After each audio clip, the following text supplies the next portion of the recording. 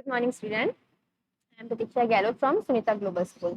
अपन ने chapter 4 complete कर दिया था। आज अपन न्यू चैप्टर स्टार्ट करेंगे which is chapter number 5, coal and petroleum. Coal and petroleum सबको पता है, कोल क्या होता है, पेट्रोल क्या होता है। इस चैप्टर में अपन देखेंगे इनऑक्सिस्टिबल नेचुरल गैस क्या होती है और एक्सिस्टिबल नेचुरल गैस क्या होती है। फिर हम कोल के बारे में देखेंगे, कोल की स्टोरी के बारे में देखेंगे। फिर अपन देखेंगे पेट्रोलियम, पेट्रोलियम क्या होता है, डिफाइनिंग ऑफ पेट्रोलियम, हमें पेट्रोल कैसे मिलता है वो देखेंगे। फिर देखेंगे नेचुरल गैसेज, नेचुरल गैसेज क्या होती है, जैसे कि एलपीजी, सीएनजी, सारी क्या है नेचुरल गैसेज है। उसके बाद में अपन देखेंगे some natural resources are limited, यानी कि कुछ कुछ नेचुरल रिसोर्सेज क्या होते हैं, लिमिटेड होते हैं। उसके बाद में अपन देखेंगे क्वेश्चन आंसर्स, फिर अपने ये चैप्टर भी कंप्लीट हो जाएगा। तो अपन स्टार्ट करते हैं topic wise. Chapter number 5, coal and petroleum. We use various natural material for our basic needs, यानी कि अपन बहुत सारे मटेरियल्स यूज करते हैं अपनी डेली लाइफ में। Some of them are found in nature and some have been made by human efforts. कुछ कुछ नेचुरल होती है, कुछ कुछ ह्यूमंस के द्वारा बनाई गई होती है।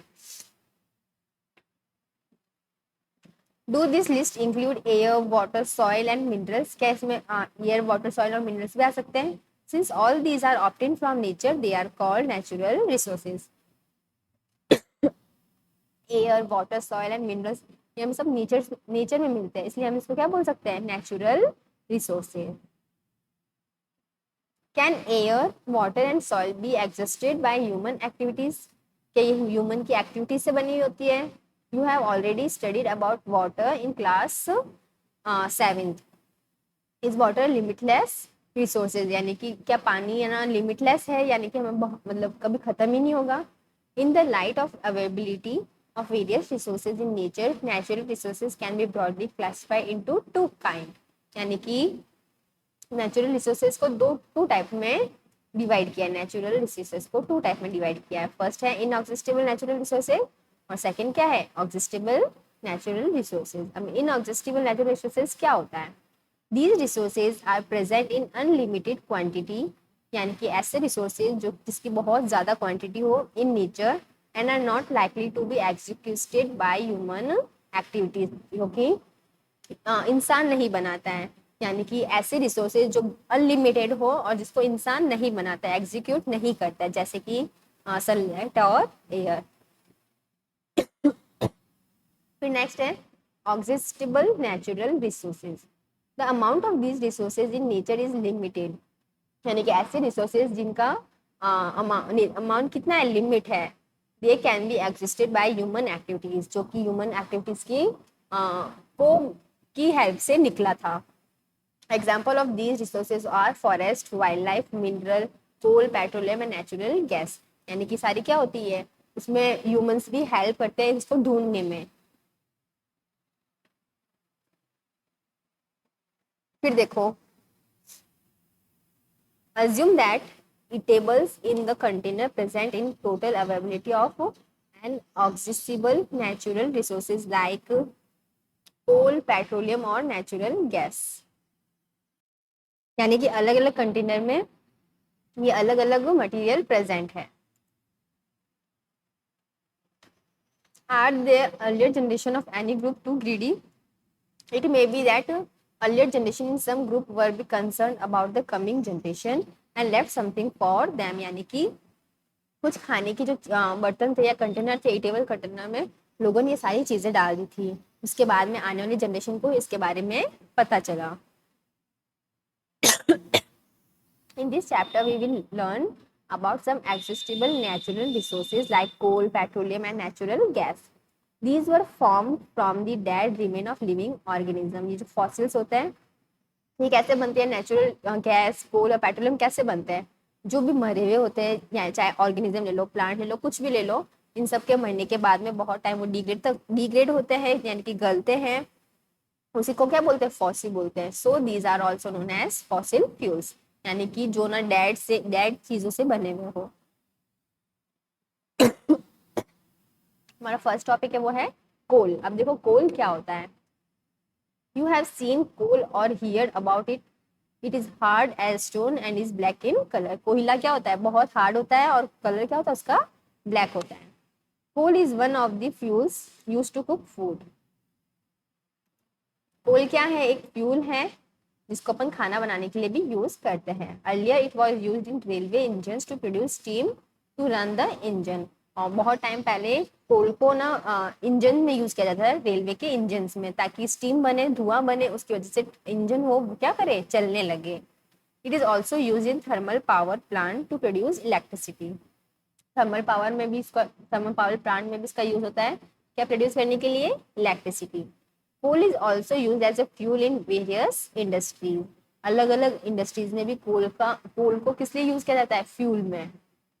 Story of coal. अब देखो कोल की स्टोरी क्या है। About 3 million year ago, 300 million साल पहले, the earth had dense forest in low lying wetland areas. जो अर्थ थी वो क्या थी, उसके ना बहुत घना जंगल था और बहुत वेट यानी कि गीली सी लैंड थी। Due to natural process like flooding, these forest got buried under the soil. और क्या कहते हैं, फ्लड आने की वजह से जो फॉरेस्ट था वो जमीन के अंदर धस गया, बरीड हो गया। एज मोर सॉइल डिपॉजिट ओवर दैम, जैसे जैसे क्या होती गई मिट्टी है ना, इस पूरे इसको धसाती गई यानी कि बरीड करती गई, दे वर कंप्रेस्ड, वैसे ही वो दबते गए। The temperature also rose as they sank deeper and deeper, जैसे जैसे फॉरेस्ट, देखो ये क्या हो गए थे, दब गए थे, बाहर आने की वजह से दब गए थे। जैसे जैसे नीचे जाते रहे तो ये ना इस पे ना फोर्स ज्यादा लगने लगा, यानी कि वो डूबते ज्यादा गए। Under high pressure and high temperature, that plant got slowly converted into coal. और बहुत हाई टेम्परेचर होने लगा, और हाई टेम्परेचर और हाई प्रेशर की वजह से क्या हुआ, जो डेड प्लांट थे, जो ये प्लांट्स मर गए थे, वो स्लोली किस में कन्वर्ट हो गए थे, कोल में। As coal contain mainly carbon, देखो कोल होता है, इसमें क्या होता है, कार्बन होता है। The slow process of conservation of dead vegetation into coal is called carbonization। यानी कि डेड प्लांट का चेंज होना कोल में क्या कहलाएगा, carbonisation.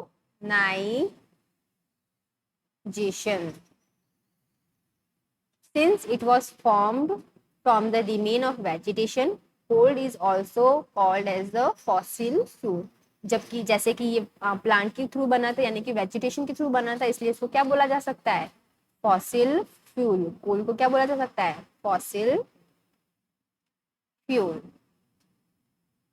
Coal mine is shown in figure 5.2। देखो कोल की जो माइंस होती है ये हमें शो हो रही है, यानी कि हम इसको जमीन में से निकालना पड़ता है।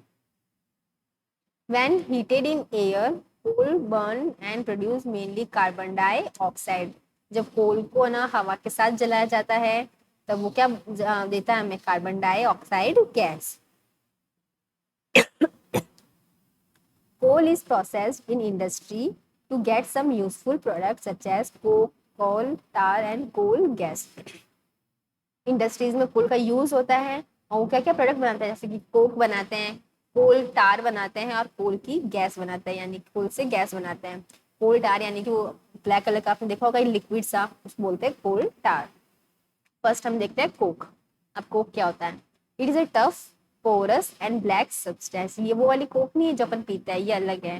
It is almost pure form of carbon, यानी जो कोक है वो क्या है, प्योर फॉर्म किसका है, कार्बन का। Coke is used in manufacture of steel and in extraction of many materials। जो कोक का यूज कहाँ होता है, स्टील बनाने में और मेटल्स के एक्सट्रैक्शन में। फिर अपन खाएगा कोल टार।